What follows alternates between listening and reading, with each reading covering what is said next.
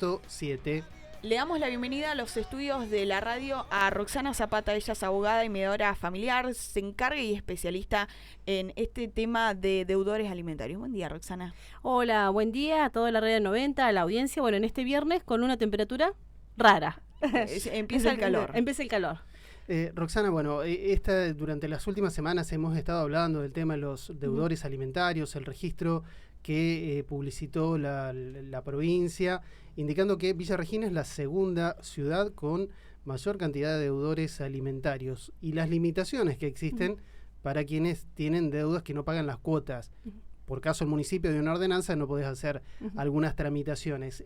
¿Cómo se regula todo esto? ¿Cómo se hace para informar el deudor alimentario y limitarlo para que pueda cumplir con su obligación? Bueno, esto del registro de deudores alimentarios es un registro que ya está en vigencia en virtud de una ley, que es la ley de 3475, que es del 2008. Es un registro que por ahí en aquellos casos de quienes están realizando reclamos judiciales por alimentos ya lo tienen como conocido, ¿no? Pero ahora con esto de la noticia en el diario se hizo muy popular y es importante tener en cuenta, ¿no? ¿En qué consiste esto?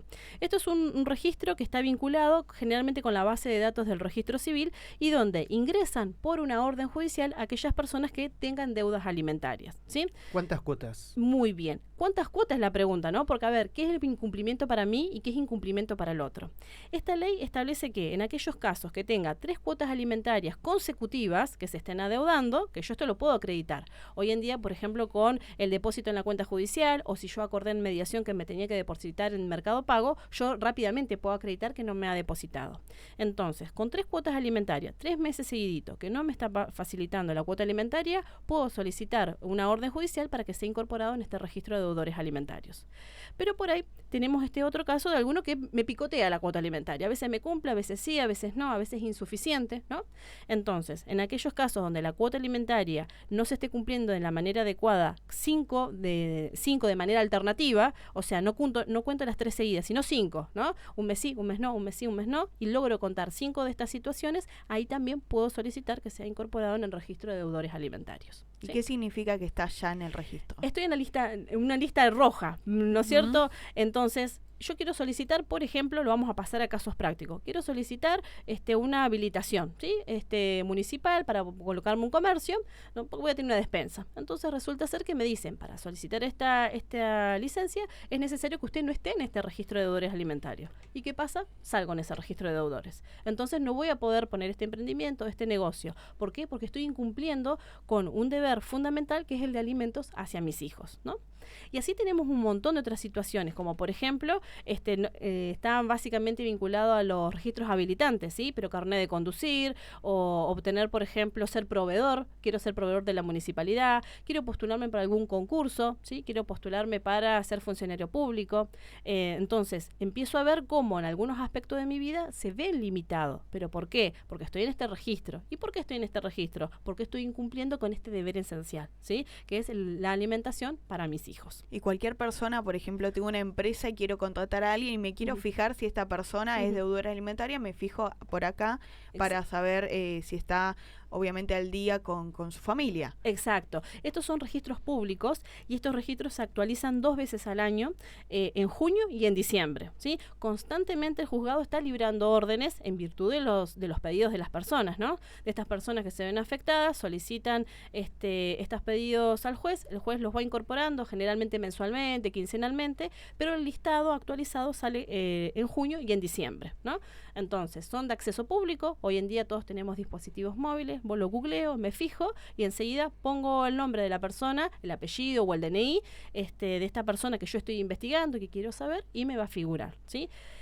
Puede ser que esta persona diga, a ver, pero yo figuro en ese listado, pero yo ya cumplí mi cuota, ¿no es cierto? Ya me puse al día. Puede pasar eso también, ¿no? No pensemos que todos los que están ahí son unos incumplidores. Puede suceder que no haya salido. Bueno, en ese caso, así como yo entré en el registro por una orden judicial, también puedo solicitar que me saquen de ese registro, por todo esto que me pueda afectar, también con una orden judicial. Ingreso y salgo de este registro con una orden de un juez. Bien, o sea, siempre tiene que estar acompañado en este caso por un abogado bien asesorado.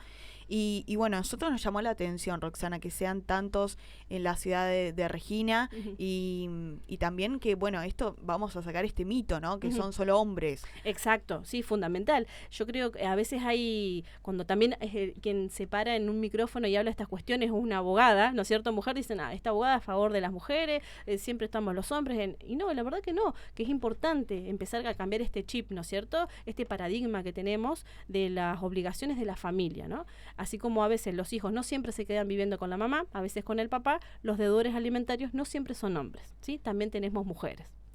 Porque esto tiene una base, ¿no es cierto? Uno dice, bueno, incumplo, pero ¿qué estoy incumpliendo? Voy a estar probablemente incumpliendo un acuerdo de mediación. Es decir, que cuando yo llego a estas instancias, no es que me agarró de sorpresa, aparezco en un registro y no lo sabía. No, generalmente tengo un camino, hay un devenir judicial, ya me han notificado, he ido a alguna mediación, digamos, uno no genera tampoco una deuda de un día para otro. Generalmente viene una situación, bueno, hay una deuda, a ver, un plan de pago, ¿no? Como si fuese una tarjeta de crédito, ¿no? O sea que ese proceso tuvo que se tuvo que haber definido, mediado entre abogados. O sea, no es que si yo tengo mi pareja y no le está entregando el dinero porque, bueno, yo considero que tienen que entregarle tal monto, ahí ya es un deudor alimentario y puede estar en el patrón. Claro, no, eso así no sucedería de esa manera informal o automática. Probablemente le hayan llegado notificaciones, participó de una mediación, cumplió un tiempo, después no cumplió, y cosas que nos pasan a todos, se quedó sin trabajo, tuvo más hijos, se enfermó. Bueno, todas estas cuestiones siempre es importante tener un asesoramiento legal. Y no solo digo privado, como en este caso puedo ser yo y que estoy hablando en la radio, también la Defensoría Pública. Porque también a veces uno dice, bueno, pero también tengo que tener plata para la cuota, plata para el abogado, plata para esto, ¿no? Y la verdad que hoy tenemos un servicio de la defensa civil muy bueno, ¿no es cierto? Tenemos abogados que también han ejercido libremente la profesión y el servicio es muy bueno. Inclusive, ¿por qué en Villa Regina no es que hay tantos deudores alimentarios? Hay como en otras ciudades, también en otras ciudades más pobladas también hay más gente, hay más deudores. Pero yo creo que es la articulación que hacen los abogados, ¿no? Entonces es también la expertise, ¿no es cierto?, que tenemos como abogados de decir, bueno, ahí tengo esta herramienta, lo incorporo, ¿no es cierto? Entonces también los abogados de la defensa pública, sin un costo, ¿no?, también ya están entrenados para esto. Dice, bueno, tenemos este incumplimiento, enseguida empezamos a hacer estos aprietes judiciales, ¿no?, para que cumpla y los incorporamos en el registro. En el caso de los deudores de cuotas, ¿dónde se da más esta situación? Porque a través de los fallos judiciales generalmente se dispone la retención dentro de los haberes de aquellas personas que tienen un trabajo registrado. Digamos, quienes no tienen trabajo registrado o que son monotributistas, son quienes caen en esta situación. Sí, yo creo que haciendo un análisis global, generalmente los que son trabajadores informales, digamos, son los que no es que tienden más, hay más probabilidades de un incumplimiento, ¿no? En nuestra zona también, yo creo que muchas condiciones son las que se da esto de que Regina esté en este puesto, ¿no? También, no solo la informalidad en el trabajo, sino la dinámica económica de nuestra ciudad. La temporalidad. Exacto. Entonces acá vamos a tener en la época de temporada, vamos a poder cumplir porque todos estamos trabajando a full. De ahí una época en el año que depende de qué actividad vos hagas, puede ser que no tengas ingresos. Entonces ahí es donde se nos empieza a apretar un poco el bolsillo y me restrinjo de acá, de todos lados, entonces empieza a generar esto. Yo creo que son varios parámetros los que confluyen en que tengamos esta situación en Villa Regina. Pero yendo a tu pregunta, ¿cómo es esto? Nosotros, para hablar de alimentos, tenemos voy a dividirlo como en 3 grandes trámites, ¿no? Primero, las audiencias de mediación, ¿no?, donde yo me comprometo a facilitar tal prestación alimentaria.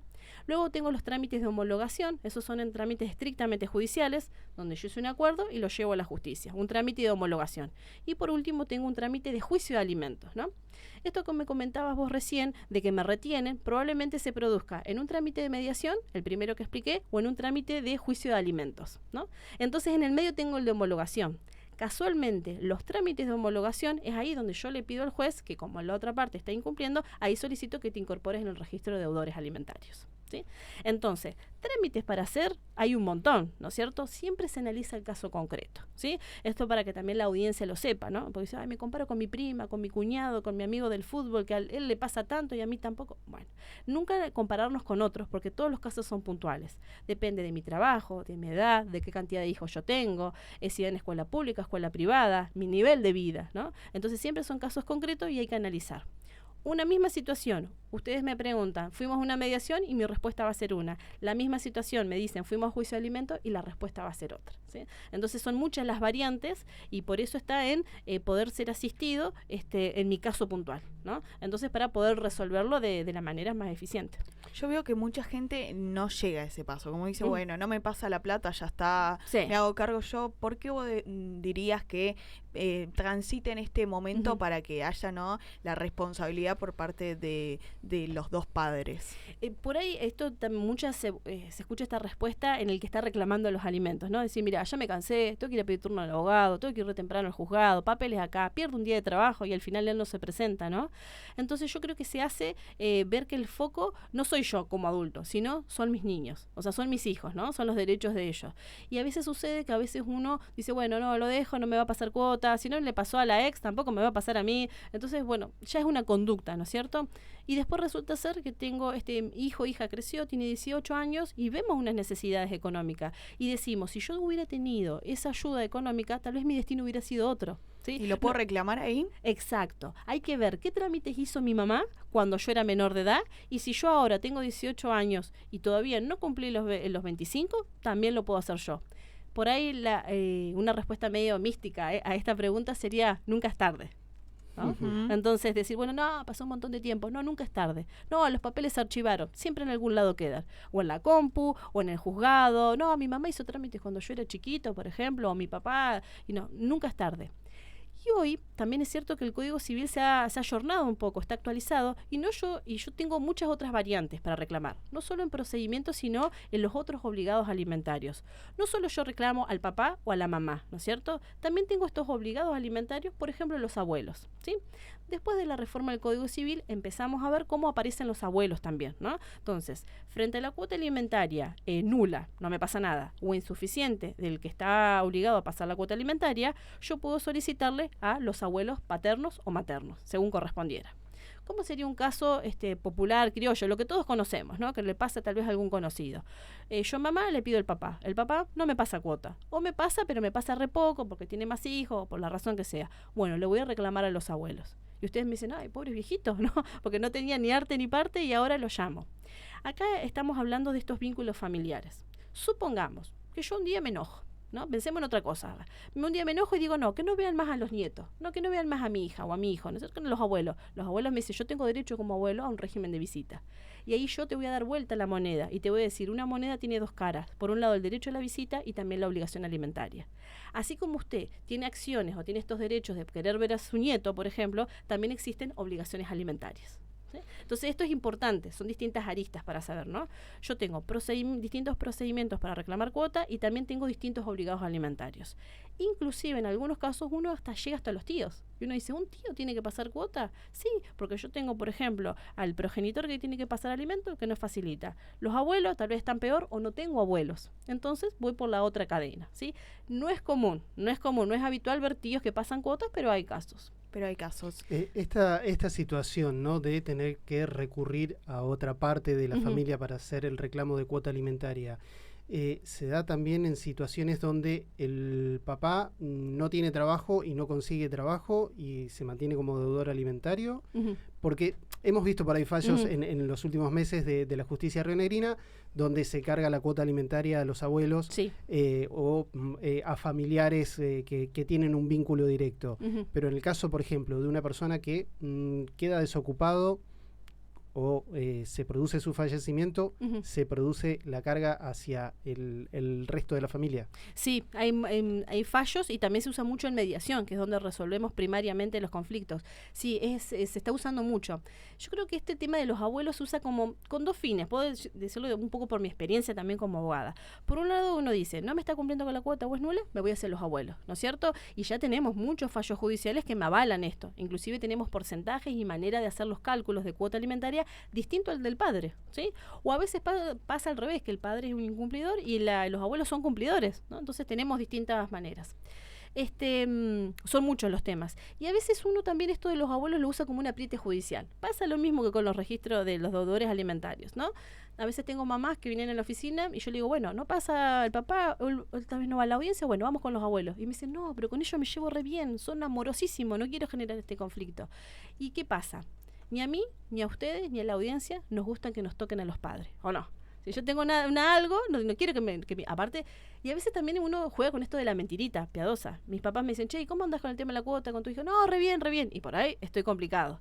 Entonces también a veces uno saca un velo familiar, porque de repente los abuelos se enteran que no estaba haciendo las cosas tan bien, ¿no? Entonces uno lo usa también como una estrategia. A veces es verdad, no tenés nada en contra de los abuelos, o por ahí el papá sabés que te puede cumplir, pero necesito apretar, por decir así, a otro familiar para que se presenten en las audiencias, que esto es muy común. Si lo llamo a él, no va a venir. Ahora, también lo cito a los abuelos y olvídate, van a venir. Y dice, ¿por qué citas a mi papá si no tienen que venir? Bueno, pero es la única manera que tuve para hacer que vengas. Y también esto, ¿no? De repente los abuelos dicen, bueno, es verdad, lo que le pasa a mi hijo o mi hija no alcanza, entonces, bueno, nosotros vamos a colaborar también con esto, ¿no? Y a veces se generan otros vínculos, porque dicen, ellos también van a ir asesorados por un abogado, y dicen, bueno, ¿sabes qué? También queremos tener un régimen de visita. Y a veces sucede que vos tenés dos cosas distintas, con el papá una cosa y con los abuelos otra cosa. Y a veces tenemos abuelos más presentes que papás. Y volvemos un poco al origen de este niño, niña, adolescente y sus derechos, las posibilidades económicas, derechos alimentarios y tener vínculo con el resto de la familia. Porque no solo es plata las cosas, también esto es el vínculo. Y es alimento, o sea, es fundamental para la energía del día a día. Hablemos, Roxana, de edades. Edades. Para la gente que está escuchando, ¿hasta qué edad tengo que pasarle la cuota alimentaria a mi hijo? ¿Qué pasa cuando termina los 18, los 21, llega a los 25? Contame con detalle, así no sacamos dudas. Bien, acá hay mucho mito, ¿no? Vamos a estar tirando números en la 90 como en la quinela, digamos, una cosa así. Hay mucho mito acá. Nosotros vieron que yo no hablo de menor, ¿por qué? Hablo de niño y niña adolescente, ¿no? Nuestro código ha cambiado y decimos que somos niños, niñas, adolescentes de los 0 a los 18 años de edad, ¿sí? Soy menor de edad. A los 18 me transformo en mayor de edad. Ahí viene la lógica y la genialidad de los 18 años. Soy mayor de edad. Pero a ver, la obligación alimentaria es de los 0 a los 21. Y acá les explota la cabeza a la audiencia. Dice, ¿cómo hasta los 21 tengo que pasar cuota? Sí, ¿no era hasta los 18? Y ahí viene la respuesta, quitar estos mitos. De los 0 a los 21, el Código Civil dice que corresponde prestación alimentaria. ¿Por qué hacemos el quiebre o esta bisagra a los 18? Porque me transformo en mayor de edad y la importancia de esta edad es quién puede reclamar. Si sigue continuando reclamando mi mamá o mi papá, que reclamaban en mi nombre, o si ahora reclamo yo, ¿sí? Entonces, una cosa soy yo, Roxana, cuando tenía 15, ¿no? Y que reclamaba a mi mamá, y yo ahora tengo 18, y mi mamá dice, no, tu papá nunca te va a pagar, dejemos el trámite. Le digo, no, mamá, yo tengo 18 años y un día, yo voy a seguir con ese reclamo que vos hiciste. Entonces yo ahora no la necesito más a mi mamá. Ahí viene el quiebre. Entonces, pasando al limpio, la prestación alimentaria es de los 0 a los 21 años y el quiebre de los 18 no es para no pasar cuotas, sino que quién está llevando adelante el trámite, ¿sí? Y esto se ve mucho en mediación, que de repente tenemos chicos de 19 años reclamando ellos mismos una cuota alimentaria, que ya venía reclamando la mamá, o tal vez con deuda o no, o tal vez la primera vez. También sucede esto, lo que hablábamos hace un ratito, ¿no? Y después el tema de ¿qué pasa a los 21? Tipo, salir a la vida. No, uno sigue estudiando, ¿no es cierto? Sigue capacitándose, formándose, una universidad, una profesión, un oficio. Y acá también la obligación alimentaria se extiende hasta los 25 años, ¿sí? Entonces, obligación alimentaria de los 0 a los 21. Pero si yo tengo este hijo que continúa capacitándose de manera profesional, los alimentos corresponden hasta los 25. ¿Qué pasa si trabaja el chico? Chica. Ahí está. Trabajo, pero también estudio. Entonces acá empezamos a hablar de otro tema, ¿no? No porque trabaje, está perfecta la pregunta, porque no es porque trabaje no corresponde cuota alimentaria. Vos ahora trabajás, pagate vos sola los estudios. No, trabajo justamente para eso. Igual continúa la obligación alimentaria. Acá lo que decimos es que se invierte la carga de la prueba. ¿Por qué? Porque de los 0 a los 21 me tienes que pasar la cuota porque la ley lo dice y es obvio que tengo el gasto y alimentos y demás. De los 21 a los 25 yo estudio y ahí tendrá que ser el propio alimentante, o sea, esta persona que está pidiendo, que tiene que acreditar que no le sobra tiempo, como está estudiando mucho, no le sobra tiempo para conseguir un trabajo o obtenerse los recursos para poder solventárselos, ¿sí? Entonces, es como que, para decirlo en criollo, ¿no? Abogada criolla sería acá. De los 0 a los 21 no tengo que andar probando. ¿Qué te tengo que probar? Probame que necesitas cuota alimentaria. ¿Qué te tengo que probar? ¿Que tengo hambre? ¿Que necesito con zapatilla? No lo tengo que probar. Entonces yo ya sé que tengo un proceso judicial bastante a mi favor, ¿no? En cambio, de los 21 a los 25, yo necesito, bueno, pero vos ya estás grandecito, ¿no? Entonces ya podés tener tus recursos económicos. Sí, pero yo estudio y, no sé, estudio de las 8 a las 12, después cuido una nenita, tengo un dinero, ¿no? Como todos hemos hecho en algún momento. Y después no me alcanza el tiempo. Entonces ahí yo tendré que probar otras cosas. Tendré que probar que no me resta tiempo para obtener más recursos, ¿sí? Y acá tenemos muchos fallos. Justamente un fallo, recordando esto de la asistencia alimentaria o para estudios después de los 21, un fallo de hace unos días atrás de la justicia rionegrina, donde una mamá que tenía que pagar la cuota alimentaria solicitó la intervención de la justicia para cesar en el pago de la cuota porque su hija no estudiaba. Exacto. O no tenía el rendimiento académico que estaba obligada por el paso de esta cuota de estudio. ¿Esto también se hace a través de la mediación? Sí, exacto. La mediación te resuelve el 90% de los conflictos, y esto que vos me contabas de cesar es un trámite, se llama cese de alimentos, y generalmente de repente hubo un boom, ¿no es cierto?, de cese de alimentos, y se produce siempre en estos casos de cuotas alimentarias de 21 a 25, ¿no? Porque de repente uno pasa prestación alimentaria y dice, che, pero ¿qué está estudiando, no? ¿Qué tipo? ¿Un curso? ¿Es una profesión? ¿Una tecnicatura? A mí me contaron que de vez en cuando va a clases. Entonces, como bien decías vos, un requisito es tener un rendimiento académico, de que soy alumno regular y la cantidad de materias que estoy haciendo, ¿no? Y si va acorde con mi currícula. Porque, a ver, acá, digamos, para ser alumno regular yo me inscribí, listo, por ella me dan. Entonces yo tironeo, no voy a la clase, ¿no? Siempre el argentino le encuentra las vueltas a todo esto, ¿no? Entonces, en los procesos judiciales, para continuar facilitando alimentos de los 21 a los 25, se piden varios requisitos, ¿no? A ver cuál es la grilla horaria, qué materia estás haciendo, en qué momento de la carrera estás, la constancia de alumno regular. Y hay mucho trámite de cese, y algunos salen a favor porque al final se termina sacando este velo, ¿no? Que al final es verdad, no estudiaba o hacía otra cosa, o a veces no, es al revés. Es decir, no te convino hacer el trámite porque al final tenía más gastos, ¿no? Y la justicia rionegrina está muy avanzada en esto. Por eso también venimos acá a la radio y charlamos y lo hacemos también popular para la audiencia. Es muy avanzada la provincia de Río Negro con todos estos trámites de alimentos, ¿sí? En Regina muy bien trabajan porque somos muchos también, y en Cipolletti también. O sea, ustedes googlean, van a ver que la mayor cantidad de fallos que encontramos es de Cipolletti, ¿sí? Va a variar entonces en qué instancia está o qué proceso lleva, pero ¿cuánto es más o menos una cuota alimentaria? Y recién vos dijiste un tema, zapatilla, y yo digo, ¿la cuota alimentaria es alimento o porque los chicos necesitan un montón de cosas, ¿no? ¿O entra también una zapatilla lo que necesita para ir a estudiar? Esas dos preguntas. Bien, alimentos nosotros para calcular la cuota alimentaria siempre vamos a tener distintos métodos. Tenemos 3 métodos según quién sea el alimentante. Tenemos la porcentual, que es según si el alimentante tiene un recibo de sueldo, según la cantidad de hijos que tenga va a ser el porcentaje de su recibo de sueldo. Después tenemos otra manera de calcular la cuota, es que yo no tengo recibo de sueldo, trabajo en negro, hago changa, ¿sí? Nos vamos a fijar en el salario mínimo vital y móvil, ¿sí? Y también va a ser o un salario o un porcentaje del salario. Siempre analizamos el caso concreto. Y por último tenemos una tercera cuota alimentaria, que es cuando yo no trabajo en blanco ni tampoco soy changarín, tengo un emprendimiento y estoy inscrito en la FIP como tal categoría, monotributo tal categoría. Ahí se hace un cálculo para saber cuánto facturas anualmente y bueno, son cálculos. Tener en cuenta que hay 3 maneras de calcular la cuota y todas varían.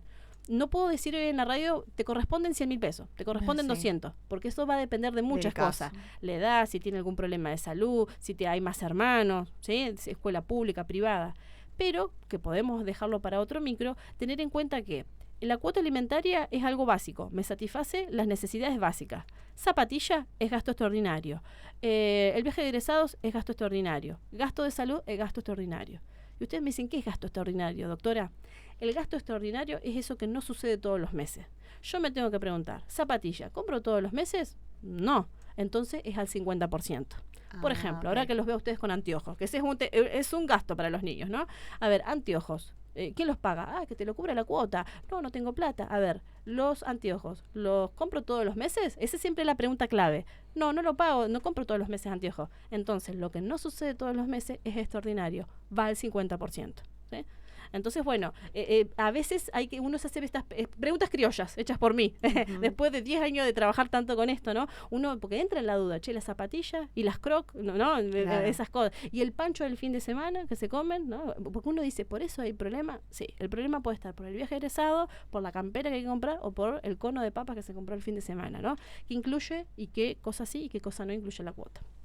Bueno, son un montón de cosas más. Hubo un momento, ponele que hasta las mujeres, este tema, poner toallita, cosas que uno toma, que son necesarias, que las vivimos una vez al mes, más las que nada las chiquitas que están arrancando. Hubo una vez un debate que era muy llamativo, porque es un gasto que tenemos y que se dividía también.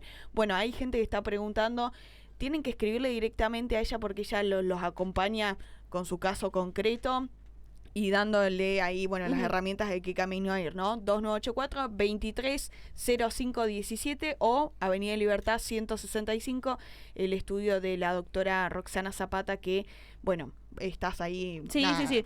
para ayudar y también para resolver también estas dudas que, bueno, que tanto a veces se dice, claro, pero que está bueno poder aclarar y bueno, llevar al caso particular también, que es lo mejor que le conviene a cada uno. Exacto, hay mucho mito, ¿no es cierto? Y por ahí yo creo que tendría que hacer un libro de los mitos nomás, los mitos legales, ¿no es cierto? Pero esto, siempre, uno como todo, yo también soy igual que ustedes, ¿no? Porque soy abogada y uno charla con la amiga, la conocida, y uno siempre tiene un caso de esto, un amigo, un familiar que juega al fútbol, que va al gimnasio, ¿no? Y nunca comparar los casos, ¿no? Uno puede charlar, pero nunca decir, che, ¿por qué a vos te pasa esto y si a mí lo no, nunca comparar, porque ese es el primer error, porque ahí yo me empiezo a generar creencias que no son las correctas y después uno mismo se cree eso, ¿no? Yo tengo derecho a esto, me dicen después, y uno le dice no, y cuesta desterrar estas ideas. Entonces, nunca compararse con nadie, analizar el caso concreto y asesorarse siempre con un especialista, ¿no? Y bueno, y eso, y siempre abierta a que me hagan consultas, preguntas, también en Instagram, vamos haciendo esto y pensar que lo que a ustedes les pasa también a otros les pasa, ¿sí? Pero la diferencia está en cómo yo lo resuelvo. Genial. 230517 le escriben y ella los ayuda. Roxana, gracias por tu tiempo y por este espacio de dudas, de sacar muchos mitos y clarificar también la situación. Gracias por venir. Bueno, gracias. Roxana Zapata, abogada y mediadora, estuvo en La Ciudad de la Furia.